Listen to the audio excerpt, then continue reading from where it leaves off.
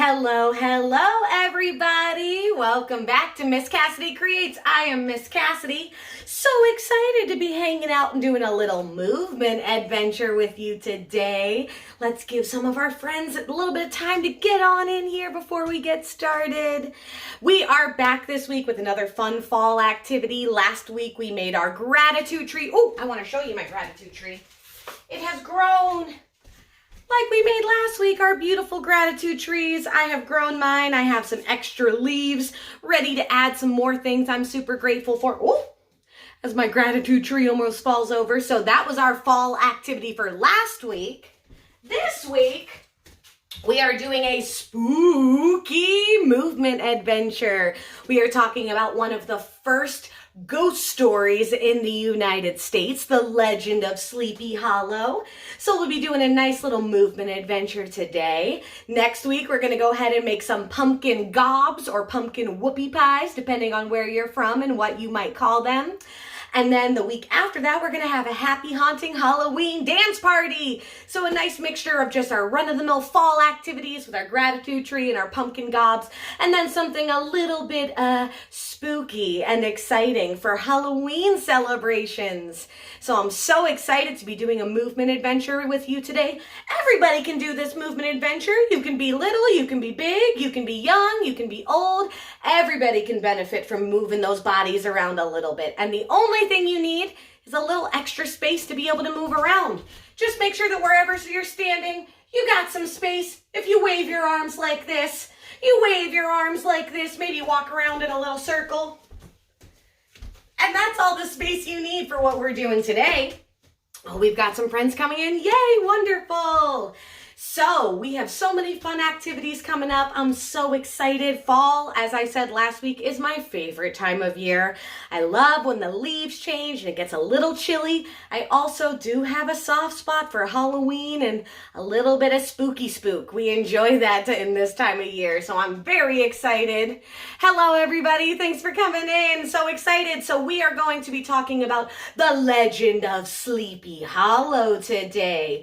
Now, I do want to let you know this story is a little bit spooky. It's a little bit scary, but we are going to talk about it in a fun way, and it's also, that's kind of part of the vibe this time of year is a little bit of spooky. Never hurt anybody. So we're going to talk about this classic old story that has been around for a very long time, and like I said, it's one of the first ghost stories to come out of, I suppose, the United States and North America and this general area, at least where I'm from. We've got friends from all over the world, so maybe you have your own special spooky ghost stories from wherever you're from. I'd love to hear what some of your favorite spooky ghost stories are, no matter where you're from, whether it's the United States or Peru or Asia or any of those places. So pop in the comments if you have a spooky ghost story that you think Miss Cassidy should know about, and I will check that out. So we're going to go ahead and get started. Like I said, just make sure you got a little bit of space to move around. Make sure that you've got something comfy to wear so that you can move around and not feel like you're trapped in your clothes. And always important, all the time, but especially when we're doing something physical, make sure you got some water sticking by so that way, oh, I'm almost out. That's okay. That way you can make sure that you have some delicious water to keep your body and your brain nice and hydrated and happy. So we're going to go ahead and we're going to get started with our spooky tale. So we're going to start standing up on our feet. And here we go. Our story was found written down amongst the papers of a man called Diedrich Knickerbocker, who begins by telling us a story about a quiet, sleepy town. Can you stretch like you're getting out of bed? Oh, you're sleepy. Because this is a quiet, sleepy little town. Reach up and yawn and stretch like you're getting out of bed. Good job. One more time. Reach up and stretch like you're getting out of bed. Good job. Along the Hudson River, there lies a small market town, which some call Greensburg, but which is more generally and properly known by the name of Tarrytown. Near Tarrytown is a very quiet glen named Sleepy Hollow. We're gonna look across the river, so can you bend your body over, put your hand up like you're looking, and you can point and look all around, looking for Sleepy Hollow across the Hudson River. A drowsy, dreamy influence seems to hang over the town of Sleepy Hollow and to pervade the very atmosphere. Can you kind of sway back and forth like you're drowsy or dreamy? Give me a nice sway. Some say that the town was bewitched years ago and that there's a spell that holds over the minds of all the good people there, causing them to walk in that drowsy, dreary way. Good job. The villagers of Sleepy Hollow have the most marvelous beliefs. They have trances and visions, and they frequently see strange sights and hear music and voices in the air. The town had many local tales of haunted houses and twilight superstitions, and shooting stars and meteors would fly above that town more than anywhere else. Can you reach up and go up on your toes like you're reaching for that star? Reach for that shooting star. The most famous of these spirits, however, was the tale of the headless horseman. Anytime we say headless horseman, we're gonna roll our head around like this. Think about taking your ear to your shoulder, your chin to your chest, your ear to your other shoulder, and your head to the back. And do a nice head roll whenever you hear the headless horseman. It is said by some to be the ghost of a soldier whose head was carried away by a cannonball in a battle during the Revolutionary War. This headless horseman could often be seen riding at night, searching for his missing head. Oh my goodness, so spooky. Give me one more good head roll while we're here. Go the other way too. Very good. Go ahead and go all the way around. Make sure you're going both ways. You want to make sure you're stretching both sides. Also in Sleepy Hollow was the schoolmaster, Ichabod Crane. He was tall and lanky. Can you stand up nice and tall with your head up and your shoulders back? With narrow shoulders, kind of pinch those shoulders in a little bit. Long arms and legs that dangle a mile out of his sleeves, and feet that could serve as shovels. Can you stomp your feet out to the side like you got big shovel feet? Good job. If you were to see Ichabod Crane walking by day with his clothes bagging and fluttering about him, one might mistake him for a scarecrow run away from their field. Stand like a scarecrow. Put those arms up. You can move a little bit like the wind's blowing you, but stand like a scarecrow with me. Good job. Good job. Very nice. You can shake it a little bit. Shaking scarecrow. Shaking scarecrow. Good job. His schoolhouse was made of logs with one large room, and any holes in the wall were patched with the pages of an old textbook. Can you reach your arms out like you're making yourself a great big schoolhouse? When the schoolhouse was left empty, it was secured with a flexible branch twitched about the doorknob. Can you fold down like you're going to be that branch holding the door shut? This would make it so that any thief that would attempt to break into the school could get in easily enough, but would have a hard time getting out. Switch to the other side.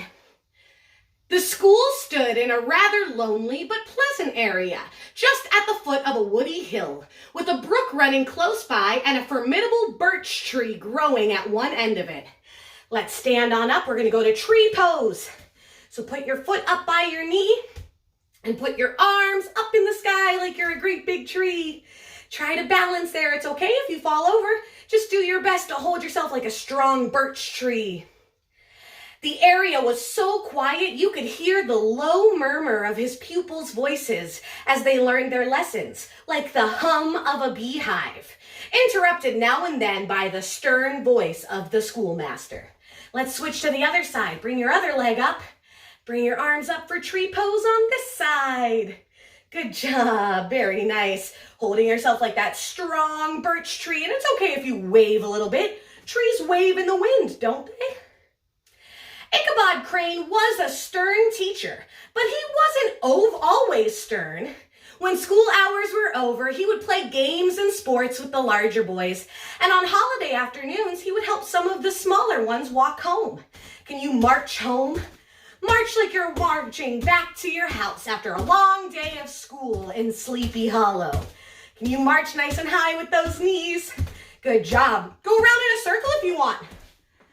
Very nice. Now, being a school teacher in Sleepy Hollow did not make Ichabod Crane rich. In fact, he didn't make much money at all. So many of the villagers whose children were in school would take turns, giving Ichabod a place to stay and food to eat.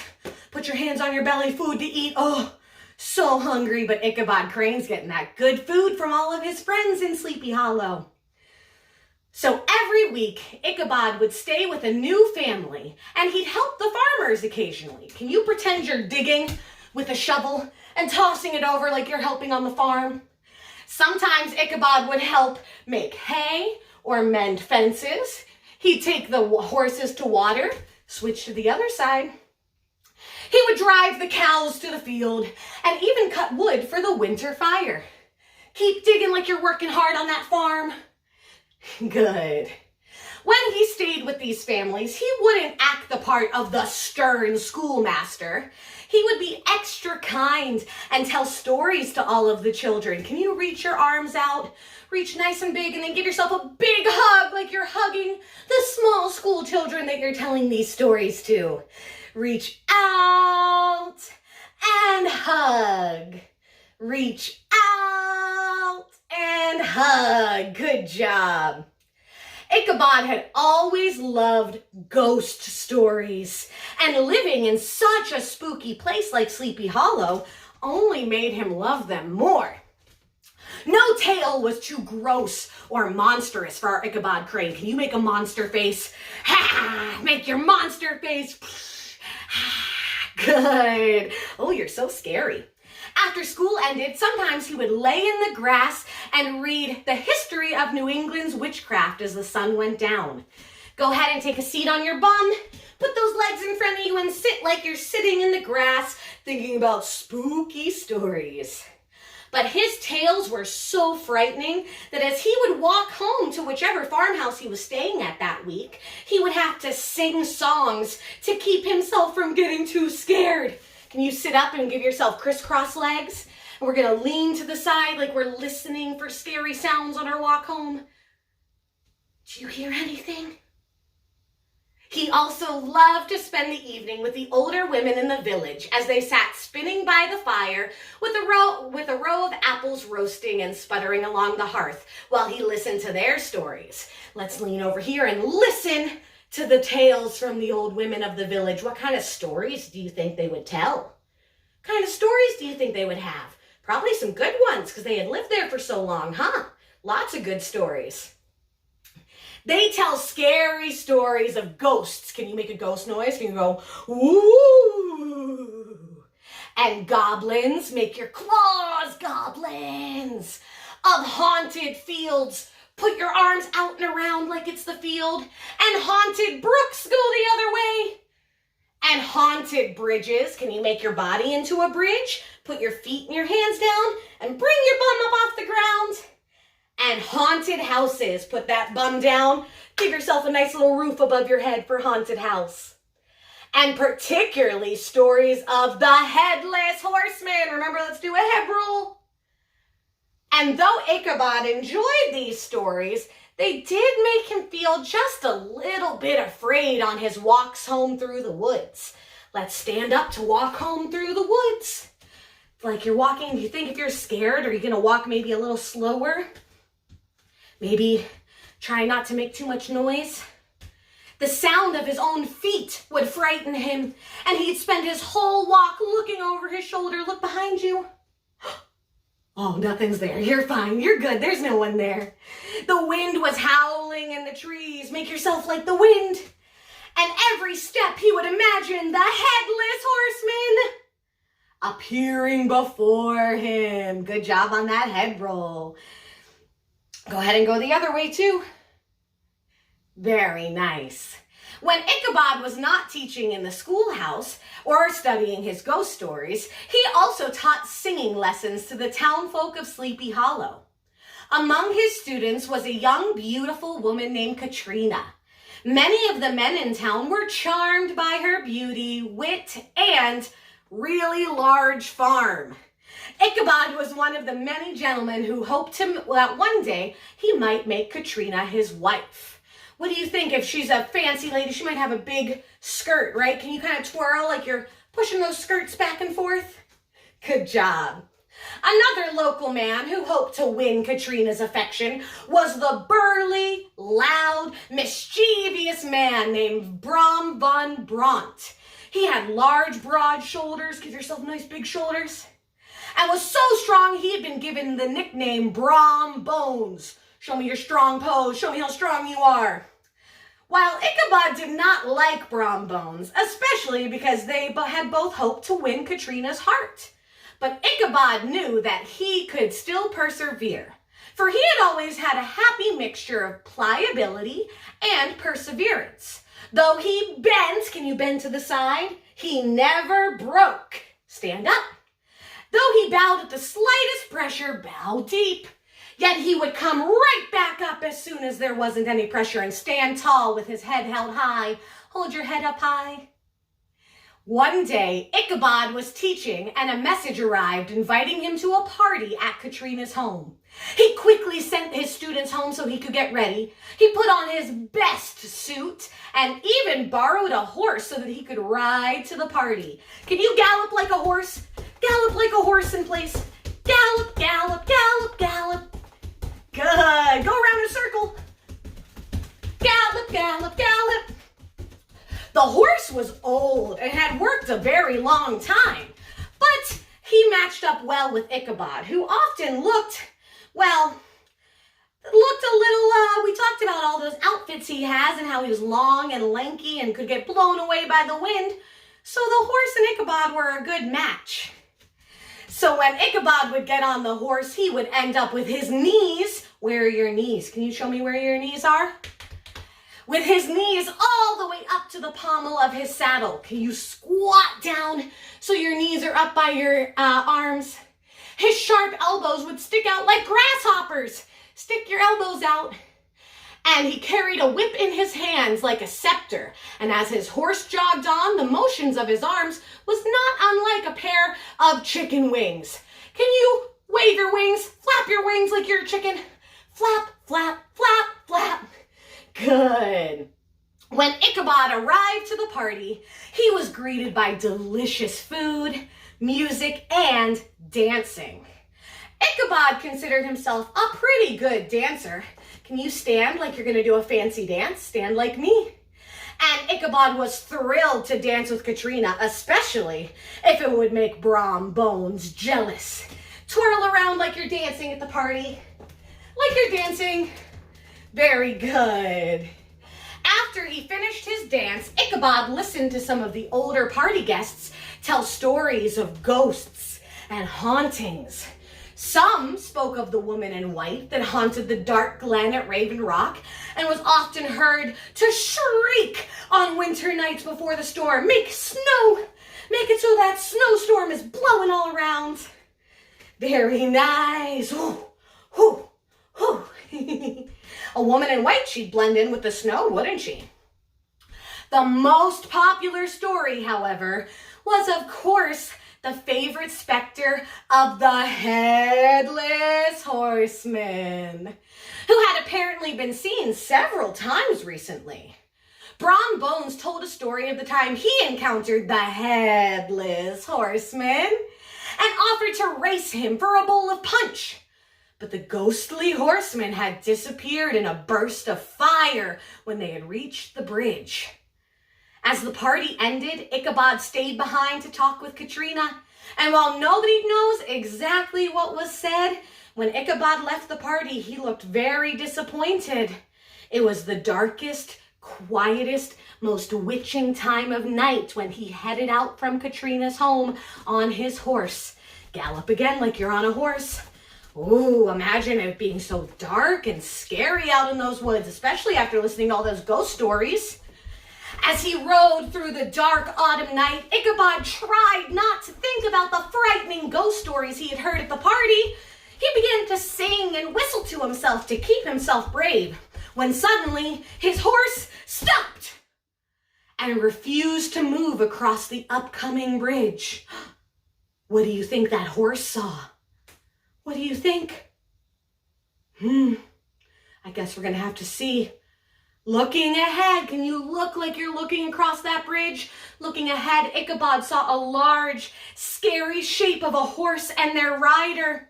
The hair on his head stood up in fright. What was to be done? To turn and fly now was too late. And besides, what chance would he have of escaping a goblin or a ghost?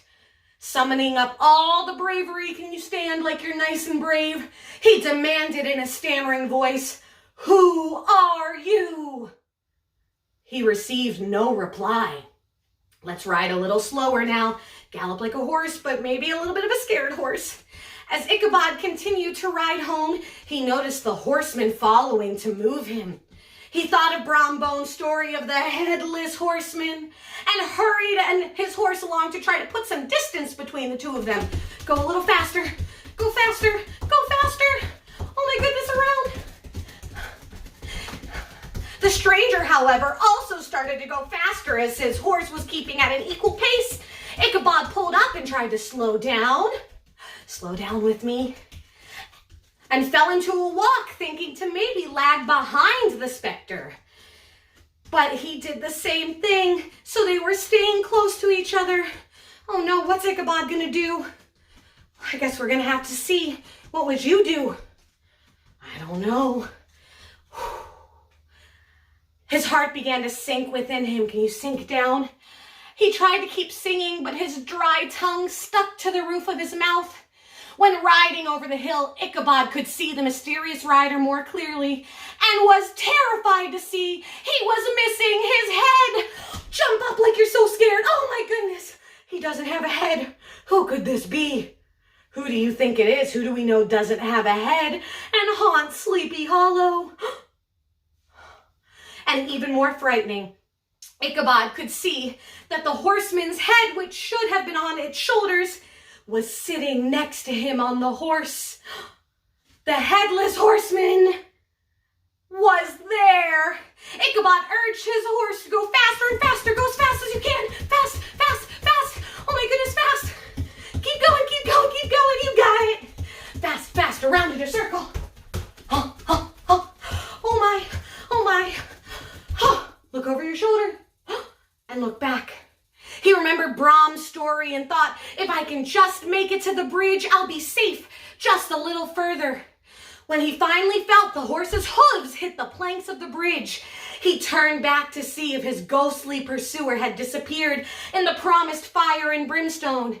Turned around slowly. Do you think he had disappeared? But as Ichabod turned around, he saw that the creature was not disappeared, but standing tall in his stirrups and threw his head straight at Ichabod. Can you throw? Whew. The schoolmaster was struck down and fell to the ground. Reach for your toes. And his horse left him, rushing home to the comfy stable he knew best, leaving poor Ichabod alone. Roll on up nice and tall. When the horse appeared without his rider, and when the schoolmaster didn't show up for lessons the next day, the townspeople went searching for Ichabod. And by the bridge, all they could find was a broken saddle, Ichabod's black hat, and a smashed pumpkin. Oh my, what do you think happened? Did the headless horseman get him? I don't know. Depends on who you talk to. For many years, the old wives of the town who would tell Ichabod those ghost stories would say the headless horseman had spirited him away. But not long after this, Brom Bones and Katrina were married. And whenever the story of the schoolmaster's disappearance was brought up, Brom seemed to have a knowing look on his face and would smile at any mention of the pumpkin. Several years later, someone claimed to have seen Ichabod in a faraway land living happily. But there are some who believe the ghost of the old schoolmaster still wanders about Sleepy Hollow. And if you go to the place where his schoolhouse was, you might hear the old schoolmaster singing songs to keep himself brave, even in the darkest of nights. The end. Whew, that was a scary story. Oh my goodness. Do you want to know something cool? We talked about a pumpkin in our story, right? Well, what do we do with pumpkins around Halloween? We make jack-o'-lanterns, right? When we cut out the face and we put candles in them. This is one of the first times in American history that we started to hear about pumpkins being used as jack-o'-lanterns. And even though Halloween wasn't really a holiday just yet, there was still something about those spooky lighted pumpkins that let people know there was something haunting going on in the area. So that was one of the first ghost stories to ever come out of the United States. There's a bunch of different versions. Some of my grown-ups might remember. This is what I remember. An amazing Wishbone episode, which Wishbone's on YouTube. Show our little ones Wishbone because it's great. And we've heard this ghost story told a bunch of different times, and the story has changed over the years. Maybe you've heard this story before, but it was a little bit different. Maybe instead of the horseman's head disappearing, he actually had one of those jack-o'-lanterns on his shoulders instead of a head. Maybe you heard a story about how Brom Bones was the one that ran Ichabod out of town. The story has changed throughout the years because that's what happens with stories a lot of time. The more times we tell them, the more it changes just a little bit. I hope you enjoyed our movement adventure. Make sure you drink some water. We were galloping a lot. We were working hard in that one. We will be back next week with a kitchen adventure. We'll be making pumpkin gobs. That's over on our page for our list of ingredients and all that good stuff, so you can be ready to go with those. And then the week after that, we'll have a happy haunting Halloween dance party. As always, if you took any pictures, oh, I'm glad you liked it. Thank you so much. Oh, and hello, friends. I'm sorry I wasn't responding to comments because, we were doing things. But hello, everybody. I'm doing well. Thank you for asking, and I'm so glad you enjoyed it. If you took any pictures of your family taking part in our movement adventure, I always love to see those. Go ahead and tag us at Miss Cassidy Creates. You can check out any of our video activities anytime on our Facebook page, including our gratitude tree. If you haven't already done that, head back. This was our activity last week, a great activity for the whole family. And next week, we're going to be making some delicious pumpkin treats. Oh, so exciting.